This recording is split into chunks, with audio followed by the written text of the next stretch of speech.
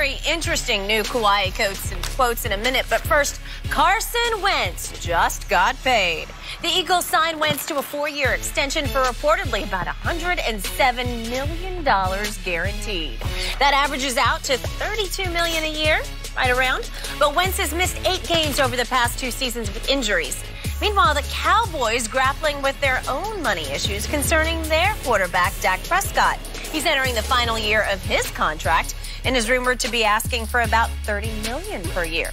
Shannon, what does all this mean for the Eagles and the Cowboys? It means I can't call it walking to him anymore, as I said before the break. $107 million, that's what Jan said. $66 million upon signing. So you can't walk that to the bank. You got to drive that one, Skip. Or drive it to him when? In what? Oh, he probably got something fly up in Philly. I don't know. He strikes me what, he from North Dakota? Yeah. He old hunter. So he strikes me as a pickup F-150, something like that, a Raptor or something like that. He's always hurt, so he might have to call Uber. You know, an Uber driver. Okay, you got jokes. Yeah. I love this because guess what this means, Skip? Now, you say your guy, this is what you tell me. Now, this is what you tell me since September 6, 2016, that Dak Prescott is better than walk it to him. Well, walk it to him just got $107 million guaranteed, 66 as soon as he put his name, walking to him on the contract. Dak Prescott says, Skip Bayless says I'm better. Jerry and Stephen Jones says I am the future, and I'm good. I can be great. Well, hold up. Because it's like the women, I had a lady tell me, Shannon, I told her I love her. She said, Shannon, if you love me, put a ring on it.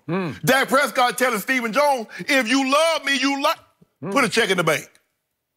I love this. Why didn't you put a ring on it? That ain't beside the point. I just said that. Stop trying to get in my business. You know we're asking all these questions. I'm trying to put it in the Wentz context because I wouldn't have put a ring on that one, man. They put a check on it. Yeah, okay. They put a check on it. Yeah. You keep talking about, Dak, he's Brady-esque. This is what we know. He is Brady-esque. Thank you for saying that. You reminded me. I got to write that down. It's good. Well, Skip, okay, you know what, Skip? I will give you this. Their rookie season, Dak outplayed him from top to bottom. QBR, touchdown passes, all that led him to the division title.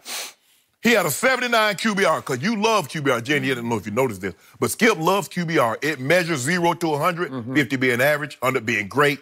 Dak was a 79. I think he finished 4th that year, didn't he, Skip? Had an outside chance. He finished 2nd. Had a chance to finish 1st, but... Well, they mailed it in at Philadelphia because they had already clinched the division at 13-3, so they didn't... And walk it to him, finished 24th. But in 2017, that 79 went to 70. And in 2018, that 70 went to 59. Now, I don't know, because this is what Skip Bayless also tells me. He says, this is not about what you've done. We're projecting. What are you going to do? But I'm looking at this here, 79, 70, 59. That don't look like rising to me. Now, only if you playing golf would these numbers be good. You know, you shoot a 79, 70, then 59. 59 is, that's the holy grail in the Skip Bayless. To break 60 in the golf. I think I knew that. But anyway, walk it to him.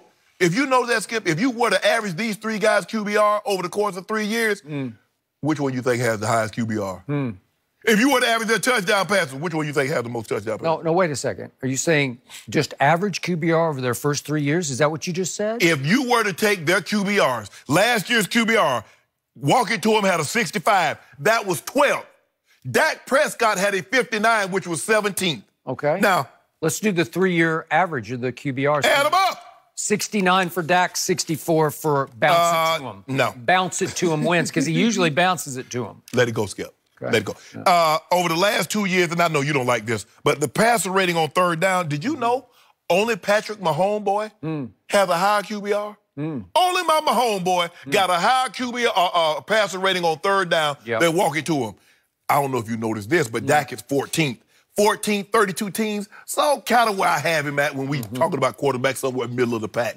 So with that being said, he walking to him's contract just put even more pressure on the Cowboys to get something done. See, Skip, it's almost like the Cowboys are like, Dak, we want to, give us a discount. Dak's like, nah, I ain't gonna give y'all that kind of discount. They're almost betting against themselves. Well, if Dak starts the season a little bad, he'll sign his contract. We can get a hometown deal. Dak says no. I've won 2 division titles and a playoff game. I won't walk it to him money or we get no deal. Tell me when it's my turn. It's yours. Is it? Take it away. Thank you. I'm about to unleash on everything you just said.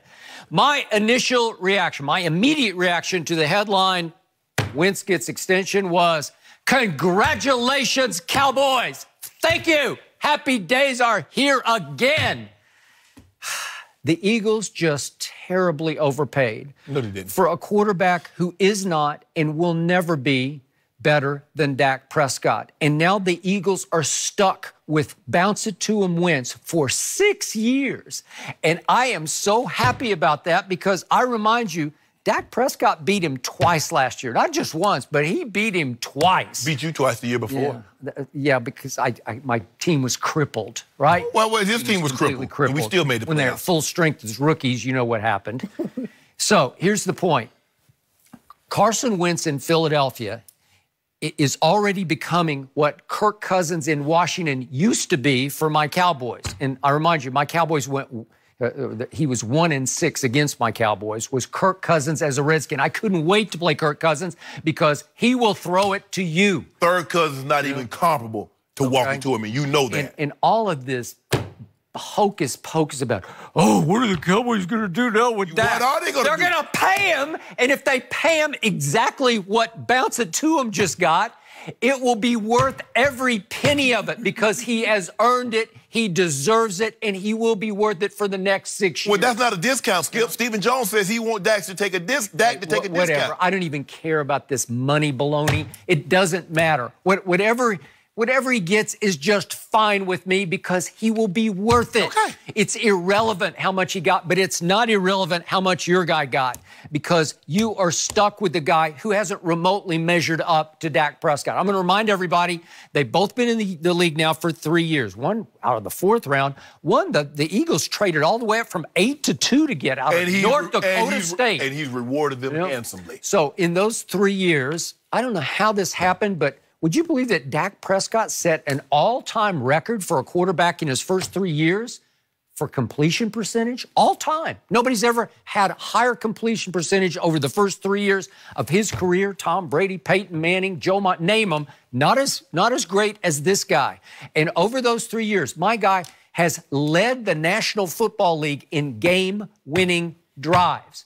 My guy is the alpha. He's also the omega. He is it for the Dallas Cowboys. He is the unquestioned leader of the Cowboys. But just 5 months ago, I had to sit back and read in the Philly Voice an expose about Carson Wentz's lack of leadership. And the headline was, sources inside the Eagles paint Carson Wentz as selfish, uncompromising, and playing favorites. Ugh, it was ugly. You might have leaked that. You know what? As I read it, I winced, as in W-I-N-C-E-D, wince. You didn't wince. You loved it. You loved it. You loved it. You loved every word. Every paragraph, I was like, ooh. Yeah, exactly. Ooh. Ooh. Okay. So this is the guy you got for the next 6 years. That's right. Congratulations, Dallas. Way to go.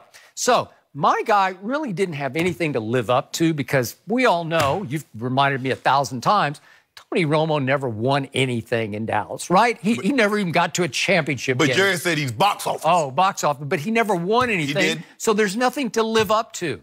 Your guy, on the other hand, he's got to live up to Super Bowl MVP Nick Foles, who's no longer there. So there's not even a safety net of Nick Foles, who took these Eagles on 2 magical playoff runs the last 2 seasons. On something Walker to him started. Wow. Oh, but Walker to him has played 0 playoff snaps. Would you believe that? He's played 0 playoff snaps, and they just gave him the sun and the moon. Yeah.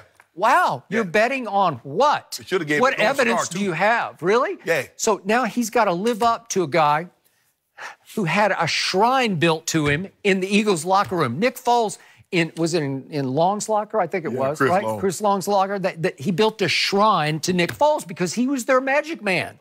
The magic man, Nick Foles. And the Eagles, because their foolish pride is forcing their hand to wrong decision after. It's like good money after bad, right? No.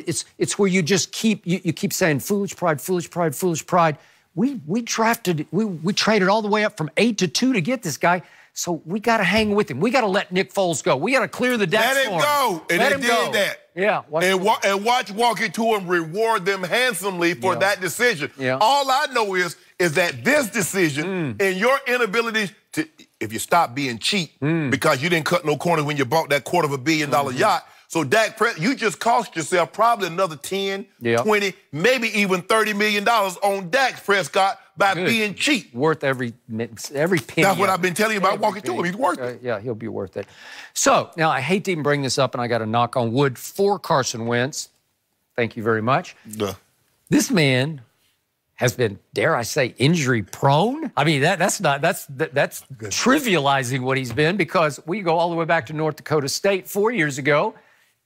He broke his throwing wrist, and then his rookie year, he had fractured ribs, and then his second year as an Eagle, he tore his knee all to hell, man. He ACL, LCL. And he threw a touchdown on that bum knee with a torn ACL and LCL. He still threw a tub. And Nick Foles came in and closed that deal at the Rams, and they were off to the races. We was already negotiating. We already had to leave. You make it seem like he brought him from behind. Nick Foles beat Tom Brady in the Super Bowl. Can you believe that? Eli Manning did it too. Yeah, we know how you feel about Eli. Can I interest you in that? No, because